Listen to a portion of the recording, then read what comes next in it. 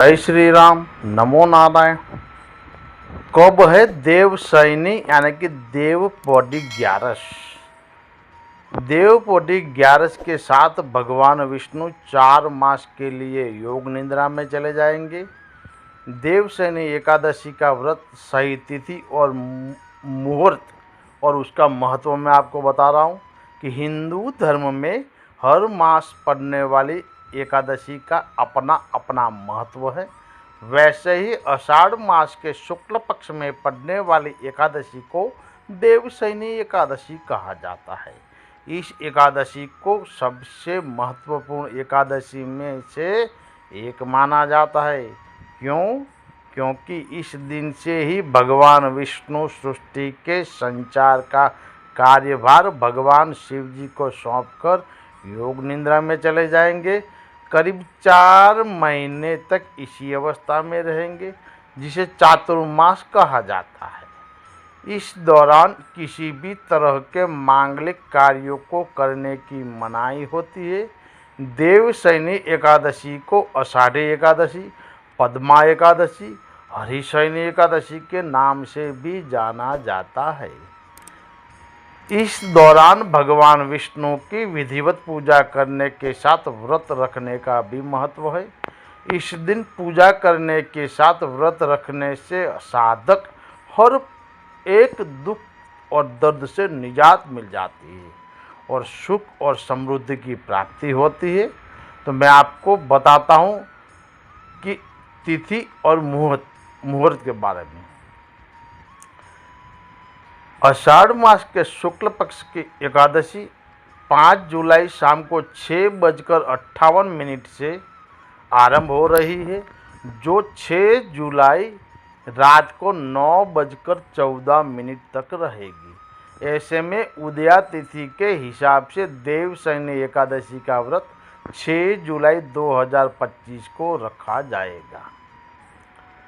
देवशयनी एकादशी का चौघड़िया मुहूर्त है लाभ उन्नति, यानी कि 8:45 से 10:28 तक बहुत बढ़िया है। अमृत सर्वोत्तम है 10:28 से 12:11 तक। शुभ अति उत्तम दोपहर 1:54 से 3:38 तक। दूसरा है शुभ, वो भी अति उत्तम, शाम को 7:04 से 8:21 तक। अमृत सर्वोत्तम, शाम को 8:21 से 9:38 तक। ये चौघड़िए और मुहूर्त है। देवशयनी एकादशी 2025 पारणा का समय है। 7 जुलाई को सुबह 5:29 से 8:16 तक किया जाएगा। महत्व ये है कि देवशयनी एकादशी से लेकर देव उठनी एकादशी तक किसी भी तरह के शुभ और मांगलिक काम किए नहीं जाएंगे। हालांकि ज्वेलरी, वाहन आदि खरीदने या फिर गृह प्रवेश में मनाही नहीं होती है। इसके अलावा शादी विवाह, मुंडन संस्कार, छेदन सहित अन्य 16 संस्कारों को करने की मनाही होती है। इस दिन भगवान विष्णु के साथ माँ लक्ष्मी की पूजा करने से जातकों को हर दुख से निजात मिलेगी। इसके साथ ही तुलसी की पूजा करने से वास्तु दोष से छुटकारा मिलेगा। देवशयनी एकादशी भगवान विष्णु सृष्टि के संचार का कार्यभार भगवान शिव को सौंपकर क्षीर सागर में योग निद्रा में चले जाते हैं। 4 माह बाद वह देव उठी ग्यारस को जागते हैं।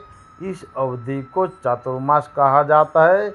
इस दौरान मांगलिक कामों को करने की मनाही होती है।